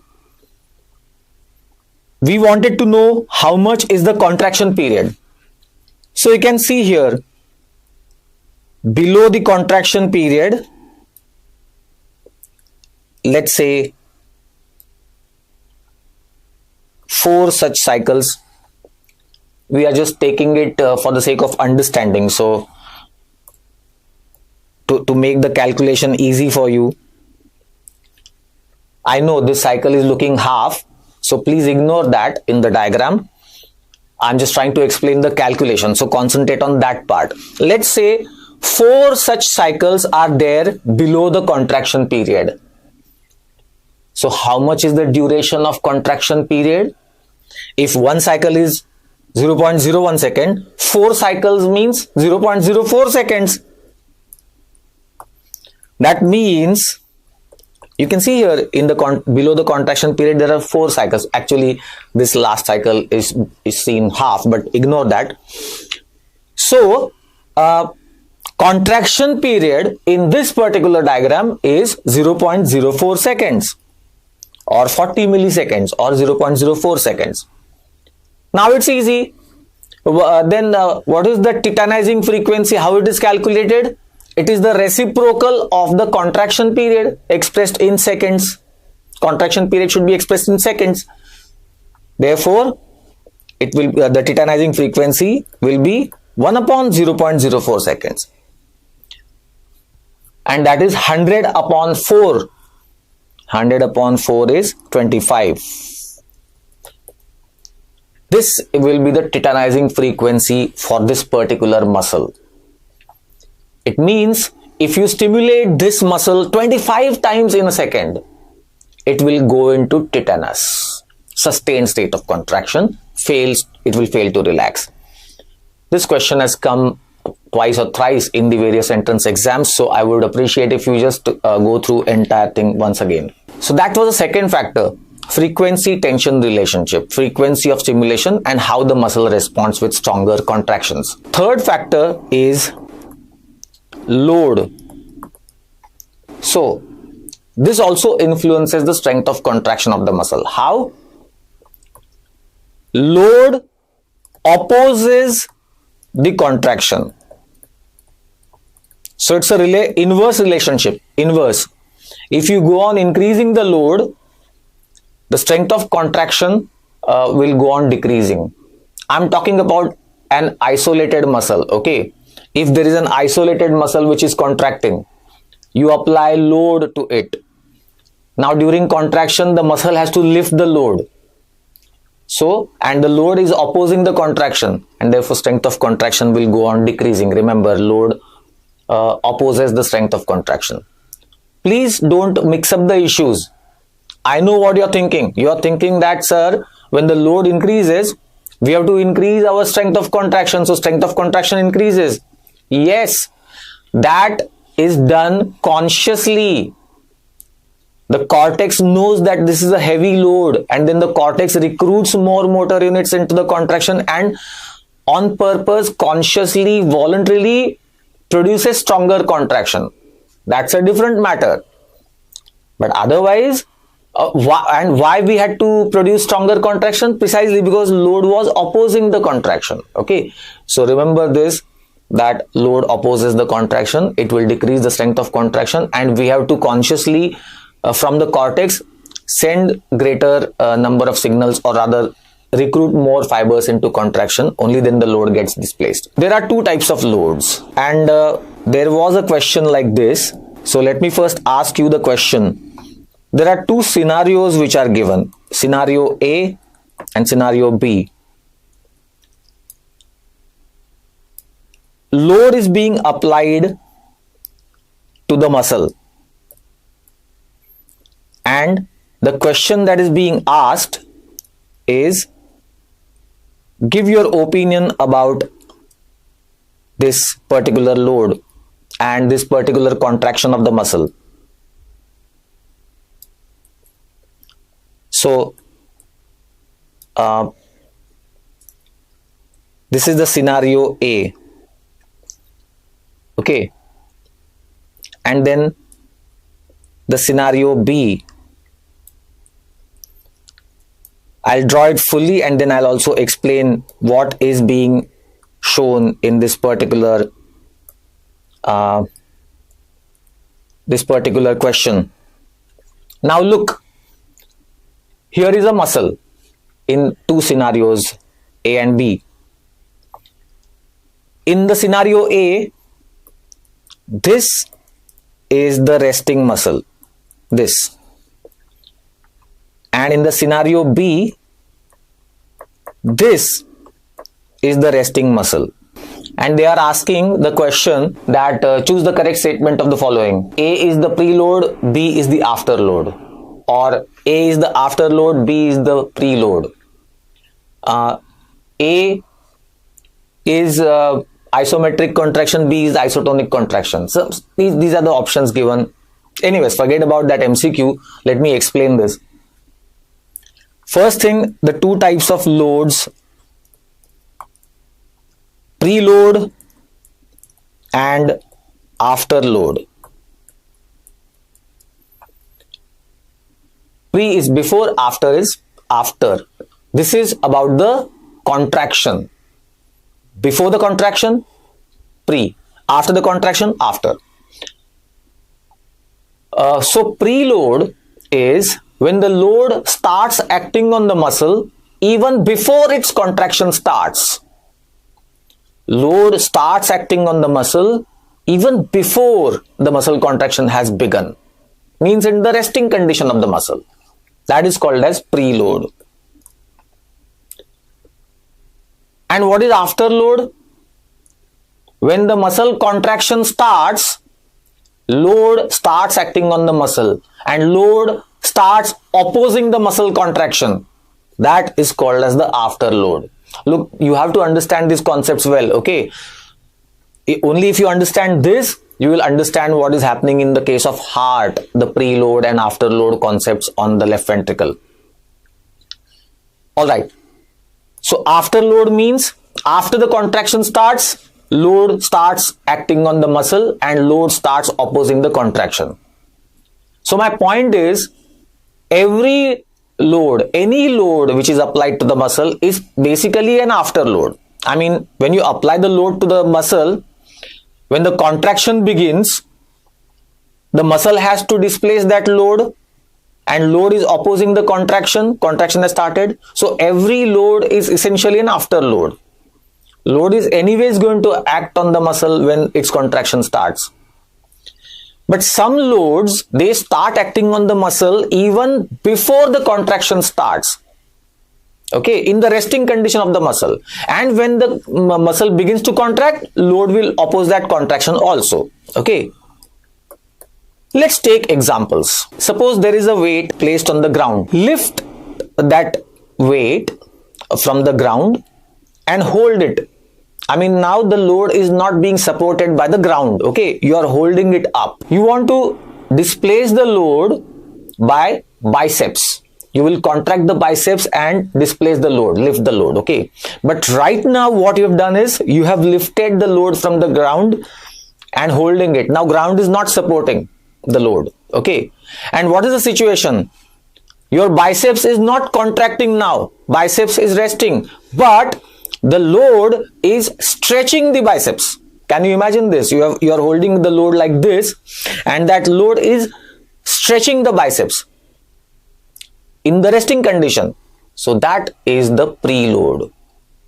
Okay, and then when you start contracting the biceps, you are displacing the load and load is opposing the contraction. So after the contraction started, load was still acting on the muscle. So that's there. But you understood the concept of preload, that the load stretches the muscle even during its resting state. Okay, so even before the contraction started. Whereas afterload means all loads are going to be afterload. Means even in preload, when the muscle contraction begins, load will oppose the contraction. Load will act on the muscle even after the contraction started. Okay. Now, preload is said to be slightly more beneficial. Why? Because, when the load stretches the muscle length increases. In its resting condition itself, the muscle length increases. Muscle fiber length increases. Sarcomere length increases. Now, can you remember and tell me what was the law involved in this? Increased length of the muscle fiber? Starling's law. Yes. So, Starling's law gets applicable in the case of preload.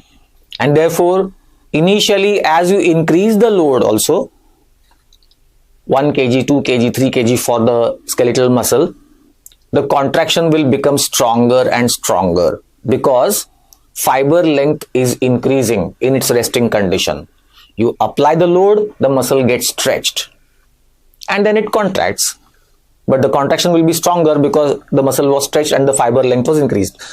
That's therefore Starling's law is applicable in the case of preload. Whereas afterload, as usual, it opposes the contraction. After the contraction has begun, load opposes it. So coming to this particular diagram which came in one of the I&I exams. See, in the graph A, in the situation A, this was the resting condition of the muscle. So what is it telling you? This load was applied and the muscle was unsupported. Okay, so as soon as you applied the load, the muscle was stretched. You can see here the muscle was stretched. This is the resting condition. You applied the load and it was unsupported. The muscle got stretched, and after that there will be shortening of the muscle. That's a different story. The muscle will contract and displace the load. But right now what it is telling us is you apply the load to the muscle and muscle got stretched. Okay, see, it was unsupported. Whereas in the scenario B, you can see here that is the resting condition of the muscle. The muscle was supported, okay, and you applied the load, and this has happened. From resting condition, this has happened. Means what? This is shortening. As you can see, this is a shortening. So this is a contracted state of the muscle. This is a contracted state. See, the shortening has happened of the muscle and it has displaced the load. So this is an after loaded graph of after load. Okay, load was not acting on the muscle in its resting condition because the muscle was supported, and then when the muscle contracted, it shortened, as you can see here, and it displaced the load, right? Okay, so this is preload, this is after load. Last point, the work was done in this graph but not this. Okay, work is it means what? Load into displacement. Work done by the muscle, I am saying. Okay, muscle is performing work only in this diagram, not in this. Why? Because in this scenario, muscle is contracting and displacing the load, whereas in this diagram, load was applied and muscle was stretched. Muscle is not actively displacing the load. Load is acting on the muscle, but muscle is not displacing the load. Okay, so no work was done in A. Some students ask me this question, sir, work done is anyways load into displacement and load is getting displaced in this also. Yes, that's true. We are talking about the work done by the muscle as it contracts. So that is done only in B, but not in A. In A, just the load started acting on the muscle in its resting condition. So this is the concept of preload versus afterload. Preload is more beneficial because it stretches the muscle in its resting condition, it increases the length, and therefore it produces stronger contraction, at least initially, at least up to physiological limit is reached. Then that was the third factor. Fourth factor is fatigue. Repeated stimulation of the muscle, and then the contraction strength goes on decreasing. That's muscle fatigue, right? What happens is if you stimulate the muscle repeatedly for long durations, in each of the neuromuscular junction, acetylcholine goes on getting exhausted. So impulse transmission will stop one by one in the neuromuscular junctions, and therefore contraction strength will go on decreasing. Less and less fibers will continue to contract, and therefore contraction strength decreases. This is called as fatigue. Inability to respond normally is called as fatigue. Normally it is said that nerve does not fatigue and muscle also does not fatigue. So what fatigues is the neuromuscular junction. Depletion of acetylcholine is the basis for fatigue. And the last factor is motor unit. So what is a motor unit and what is this factor we are discussing about? Look, there is a motor nerve trunk. Okay, when we say a nerve is nerve trunk, and here is a muscle. Let me just add, this is just a diagrammatic representation to make you understand easily. A motor nerve trunk consists of the nerve fibers, the motor neurons, their cell bodies in the spinal cord, and from there the axons are coming over here up to the muscle. So you can see here there are 4 such nerve fibers or axons have been shown.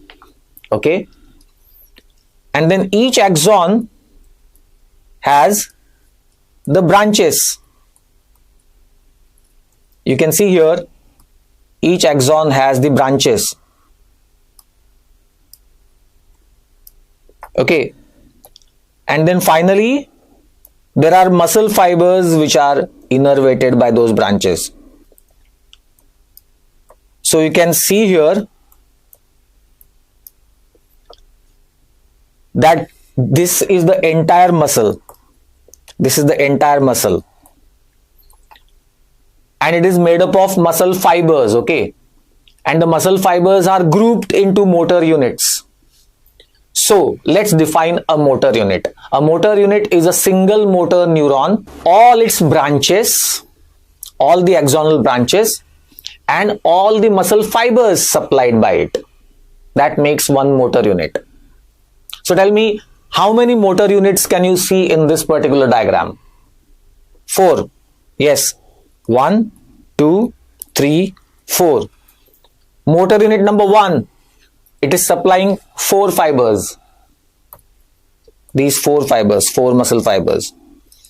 Motor unit number 2, this is a nerve, this is the axon, and there are 3 muscle fibers supplied.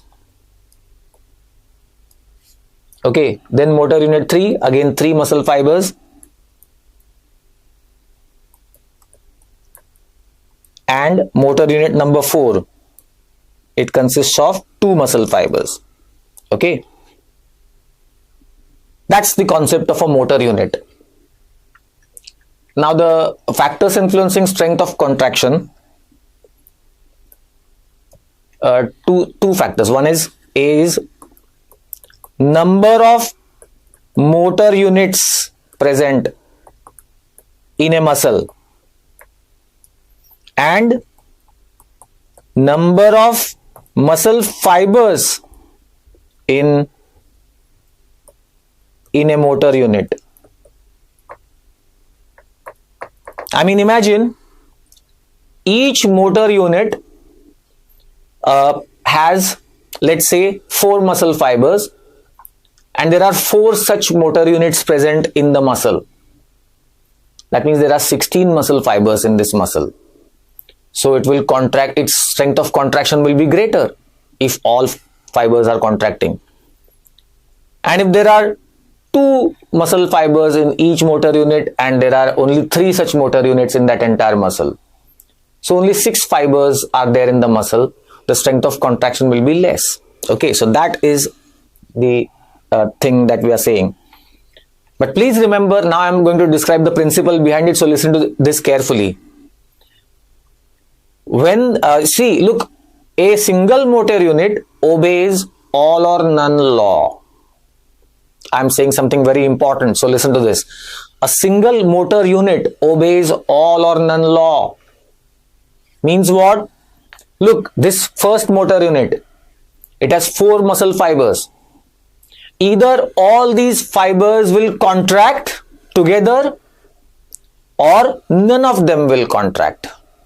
Okay, so a single motor unit obeys all or none law. All the fibers in a single motor unit, they contract together or they don't contract at all, right? But entire muscle does not obey all or none law. Entire muscle does not obey all or none law. What do I mean by that? There is something called as recruitment of the motor units during muscle contractions. Suppose the muscle contraction need not be strong. You need a very nominal muscle contraction. So maybe motor unit number 4, the impulses will come in this motor neuron and only 2 muscle fibers will contract at a time, and contraction will be achieved, whatever purpose was there will be achieved. But if you need a stronger contraction, then you can recruit motor unit number 3 also into the contraction. So 4 and 3, both motor units now begin to contract, means 2 plus 3, 5 fibers are contracting in the muscle. So stronger contraction. If you need a further strong contraction, you can recruit motor unit number 2 and 1 as well. So all fibers will begin to contract. Obviously the contraction will be stronger. But what you observed is that the entire muscle did not obey all or none law. There was recruitment. I mean, for entire muscle, initially only 2 fibers were contracting, then 5 fibers were contracting, then 8 fibers were contracting. So it was not 0 or full. But a single motor unit obeys all or none law. Please remember this. In a single motor unit, either these fibers will contract all of them, or they won't contract at all. No fiber will contract in that particular motor unit. Okay, that was a very important thing to be understood, because I have mentioned at the start of the muscle that the smallest structural and functional unit of the muscle, smallest structural unit is sarcomere. That's fine. But smallest functional unit should be considered as the motor unit, because when we say muscle is contracting, at least one single motor unit is contracting. That's the smallest unit of the function, and therefore that should be regarded as the functional unit of the muscle. Now let's discuss the remaining aspects of muscle contraction. Energy systems in the muscle, energetics in the muscle. Questions have come in the past, like there is an 800-meter running event. Which energy system in the muscle will be utilized maximally for those contractions? And the options are stored ATP, or creatine phosphate, or glycogen lactic acid system, or oxidative phosphorylation. Now, to answer this question, you have to first calculate how much time will be required to run those 800 meters. You can calculate roughly, I mean, let's say 2 minutes or so, roundabout, just for approximation. And then you have to see which energy system will be maximally utilized. Okay. So, whenever you start the contractions, whenever the muscle contractions begin, the first energy system in the muscle that comes into effect and energizes the contractions, it's the stored ATPs in the muscle. Obviously, there are ready-made ATPs, they will be utilized and the muscle contractions will start. But that will be good enough only for a few seconds, 2 to 3 seconds at the most, which means you will need some ready-made source of ATPs. So second system that comes into effect is creatine phosphate. You know, skeletal muscle contains creatine, and that creatine has acquired a high energy phosphate. Its high energy phosphate is bound with the creatine, okay, with this bond, high energy bond, right? This is also called as phosphocreatine. You have to know the alternate names. This is also called as phosphagen system, probably because it generates high energy phosphate. So phosphagen, right? How will it be useful? Look, this creatine phosphate, okay, let's just write it once again. There were stored ATP in the muscle. Initially they were utilized. That means now there is ADP, because that high energy phosphate was broken and energy in the bond was utilized. So now there is ADP in the muscle. This creatine phosphate, which is there, it will give out its high energy phosphate to this ADP, so that instantly the ATP is synthesized, and that ATP will be then utilized instantly for the further contractions. right? So ATP will be instantly formed and instantly utilized.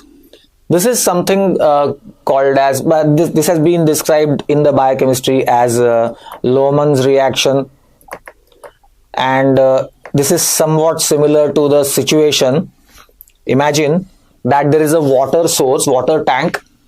It has a tap, and water is filling in the tank, and the tap is also water is draining also. Both the things are happening together. Similarly, ATP is being synthesized and immediately utilized also, drained also. But this will also be useful for a few seconds, 10 to 12 seconds. After that, what next? The third energy system that will come into effect will be glycogen lactic acid system. So for next 1 to 2 minutes, energy will be provided by the glycogen lactic acid system.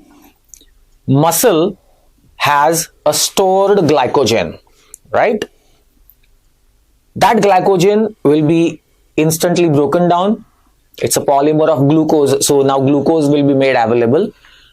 There will be anaerobic glycolysis of that glucose, and the instant ATP synthesis will be produced by that anaerobic glycolysis, and therefore also producing the lactic acid. This will occur for next 1 to 2 minutes. But then, what is the next? Even that may not be enough. Your contractions are continued. Then what? Then we have oxidative phosphorylation. Now this will happen within the mitochondria. Alright? Within the mitochondria, in the presence of oxygen, the ATPs will be generated. This will be used for long-term events, slow and sustained contractions, like a marathon, 20 kilometers or 40 kilometers marathon. Oxidative phosphorylation will be the main energy system that will be useful. According to one study, the muscle contractions can be sustained for almost 40 hours. Slow but low intensity contractions, but it can go on for long durations. This 40 hours that I said was like all the systems used, all the oxidative phosphorylations in all the muscles. So that much can be energized. Okay. If you were asked 800 meters run, which energy system will be maximally utilized? Answer will be, of course, glycogen lactic acid system. That will be the maximum contributor to 2 minutes events or 2.5 minutes events. Let us see the next small topic, that's types of skeletal muscle fibers. Types of skeletal muscle fibers. I'm talking about muscle fibers, okay? We have discussed the muscle types. This is muscle skeletal muscle fiber types. Muscle types were skeletal muscle, cardiac muscle, smooth muscle. In skeletal muscle, there are two types of muscle fibers. They are red and pale. Red and pale, also called white. It's also called white. Well, red, they are red because of the high myoglobin content.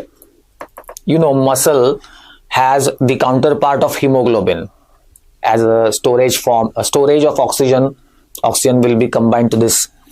So high myoglobin gives the appearance of red, whereas pale or white, because it's not red, that means low myoglobin.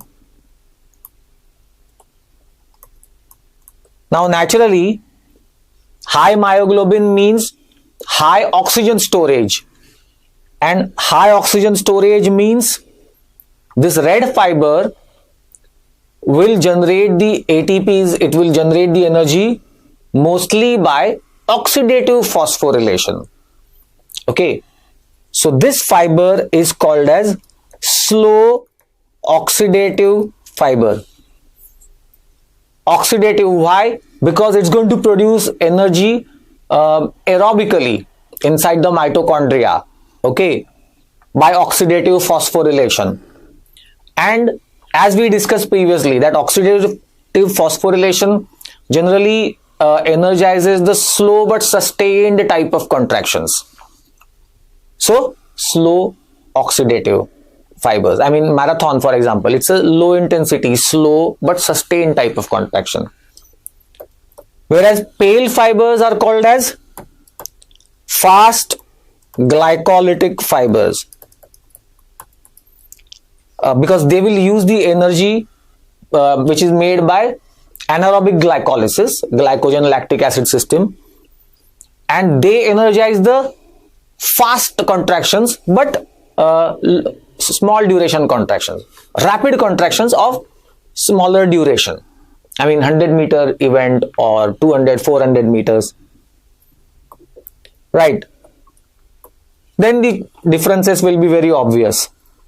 These fibers have high number of mitochondria and higher surface area of the mitochondria, whereas these fibers, pale fibers, have lower number of mitochondria. Naturally, because red fibers are going to produce energy inside the mitochondria, pale fibers do not need that. They are not going to produce the energy by aerobic means. They are going to produce it by anaerobic means. They don't need that much mitochondria, and therefore, of course, high vascularity or high capillarity or high capillary density in the case of red fibers. Because if they are producing the energy aerobically by oxidative phosphorylation, then they will need a higher blood flow to supply oxygen. So high capillary density, whereas this will have low capillary density. So remember, if you start a very intense activity immediately, then the first fibers to be recruited will be the pale fibers, white fibers.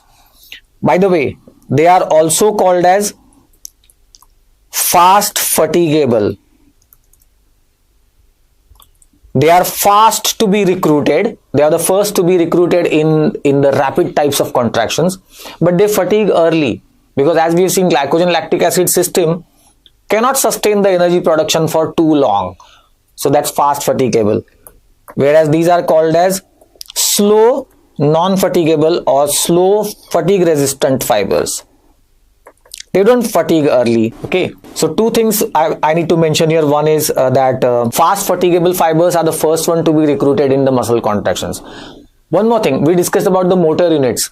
Generally, the smaller motor units are recruited in the contractions first. Okay, consider a gastrocnemius muscle. It will have lots of motor units. Some will be small, some will be big motor units. So smaller motor units generally recruited quickly into the muscle contractions first. Or if you are looking at the types of fibers, then fast fatigable fibers recruited in the muscle contractions first, and slow fibers recruited later in the contractions. That was the type of skeletal muscle contractions. You know, in fact, in many countries, they are having research even in 5-year-olds or 6-year-olds, that what type of muscle fibers, skeletal muscle fiber population they have, those children. And accordingly, I mean, this is genetically determined, of course. So then, if a child has a slow fiber population more, then that child can be trained for marathon. And then they train those kids accordingly based on their population of muscle fibers. Right, so that was the physiology of skeletal muscle.